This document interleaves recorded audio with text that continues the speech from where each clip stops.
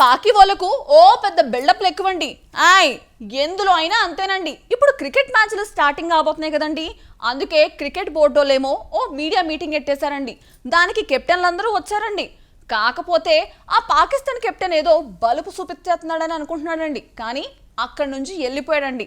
అందులో ఏటుంది అని అనుకుంటున్నారా? అయితే ఫుల్గా తెలుసుకోవడానికి ఇది చూసేయండి. క్రికెట్ అభిమానులు ఎంతో ఆసక్తికరంగా ఎదురు చూస్తున్న ఆసియా కప్ 2025 టోర్నీకి ముందే వాతావరణం హీటెక్కింది.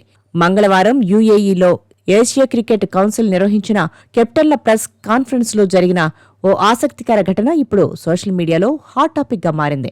ఈ సమావేశంలో భారత కెప్టెన్ సూర్యకుమార్ యాదవ్, పాకిస్తాన్ కెప్టెన్ సల్మాన్ అలీ ఆఘా ఒకరినొకరు పలకరించుకోకుండా, కనీసం కరచాలనం కూడా చేసుకోకుండా వెళ్లిపోవడం చర్చనీయాంశమైంది. ఈ టోర్నీలో పాల్గొంటున్న 8 జట్ల కెప్టెన్లు మీడియా సమావేశానికి హాజరయ్యారు. సమావేశం ముగిసింది. ఆ వెంటనే Pakistan captain Salman Hong Kong, Oman కెప్టెన్లతో కలిసి హడావుడిగా వేదిక దిగి వెళ్లిపోయాడు. మరోవైపు భారత కెప్టెన్ సూర్యకుమార్ యాదవ్ మాత్రం అక్కడే ఉండి ఆఫ్ఘనిస్తాన్, శ్రీలంక, బంగ్లాదేశ్ కెప్టెన్లతో కాసేపు సరదాగా ముచ్చటించాడు. వారితో షేక్ హ్యాండ్ ఇచ్చి ఆలింగనం చేసుకున్న తర్వాతే అక్కడి నుంచి వెళ్లాడు.